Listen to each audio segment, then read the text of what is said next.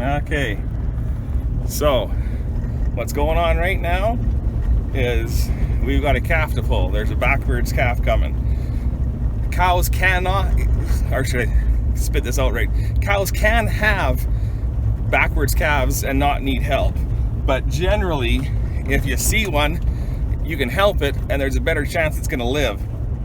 So that's what we're doing. The boys are walking her in. I've got my dad's old stock trailer and we're gonna haul her to the barn. So we're gonna take her to the barn, put her in the maternity pen and pull the calf. That gives us the best chance of the calf living. Because what happens is the cord breaks inside while it's getting delivered, and then the calf suffocates as it's coming out if it's not fast enough. And I've had all kinds of cows that have backwards calves that live, but general rule is around here is if you see backwards feet, just take care of it. Don't screw around, just get it pulled. So we were just starting to put beet pulp out, and I noticed from the tractor that we had 2 cows calving and the one had backwards feet, so I sent the boys off to chase it in and I shut off the tractor. You can see our snow we got pushed up here. Right now I'm driving on about a foot of packed snow, so but I'm going to back up to the squeeze chute and we'll load this girl and we'll take her to the barn. So hang on for the ride. So we've backed up to the barn. This is Dad's barn. Boys are just getting the maternity pen ready. So this is Ty's show cow Ziva that has a new calf. This is one that calved the other night, and her and another cow calved right beside each other, and then the kids kept track of whose calf was whose, but the cow had claimed both calves, so the heifer basically got the leftover calf. So we locked them up today so that at least if we leave them for 3 days, then they'll decide who's who. And then over on the far end, that's another fostering deal there. We had about 6 others here that we turned out over time. So we've had a bunch of malpresentations this year, but it's always been at 2 in the morning, 3 in the morning, midnight. So this is the first malpresentation in the daytime, so we'll see what we can do. The maternity pen is a high hog, and that's because our neighbor was the dealer. It's not the best system because it's a V, and so the head catch is in the middle, and so then they go and they just turn around. If it was over here on the edge, then they come in and you push the gate and crowd them in there, but it still works. That's good, boys. We're just putting some straw there. We don't like to leave animals in there, but we had a night where we had to pull a couple of calves and we didn't have enough pens in the barn, so we had to leave one in there for a couple days. So we're gonna unload her and start this journey. So when we get backwards calves, they don't always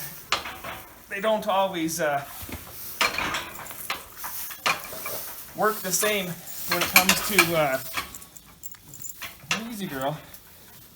Yeah, see, these are backward. Just double checking we don't have it upside down with the leg back.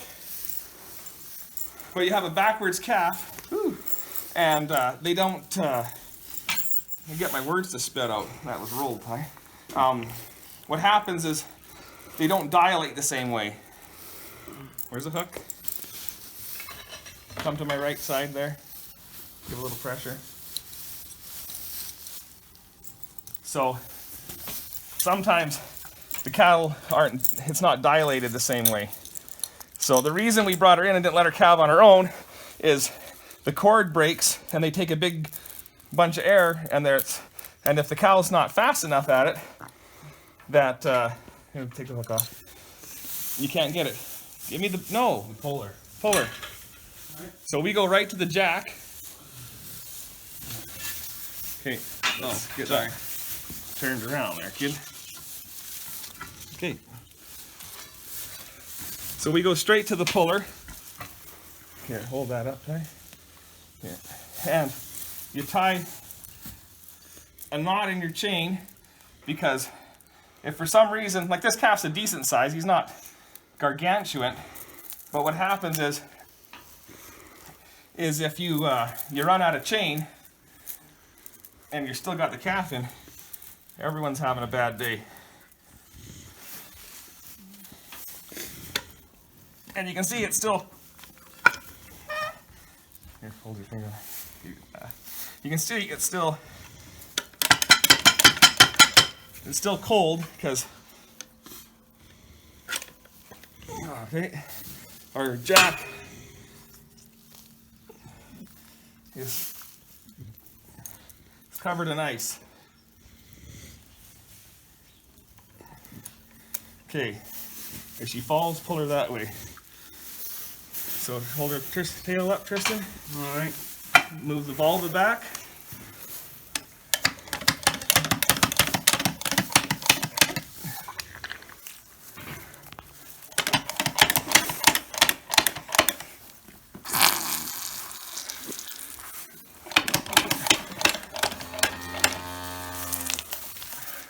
Don't stand behind that. Nope. Okay. Now it's crunch time. So now we gotta get this thing the hell out.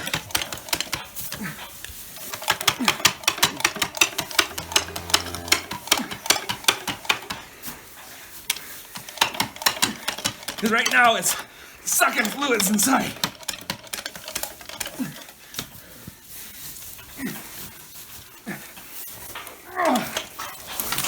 Okay, tickle its nose.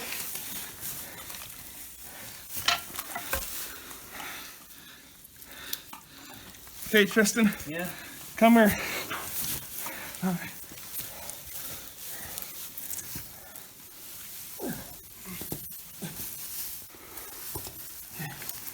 Your brother keep working on it. So that's the nitty gritty and pulling calves in a hurry. You don't have time to mess around on backwards calves. So go up there. So Ty and Tristan are sticking straws up his nose and they're clearing fluid out of his mouth. And I am out of breath because I'm overweight.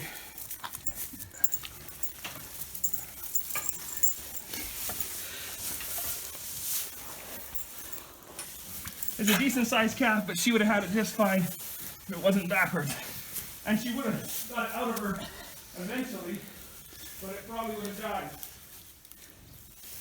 So this way that we're doing now, we're making it so that the calf runs downhill. We have its legs forward, and then we'll keep stimulating it and pulling fluid out. But this way, all the mucus and everything and fluids that are sucked in will drain.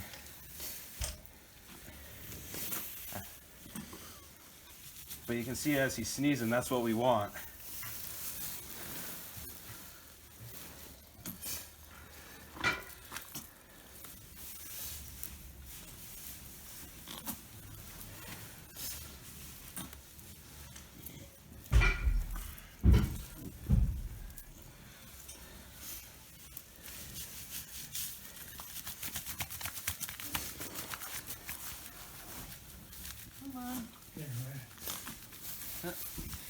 Anyhow, to my good friend Jeff Raymond, I hope you're not eating when you're watching this.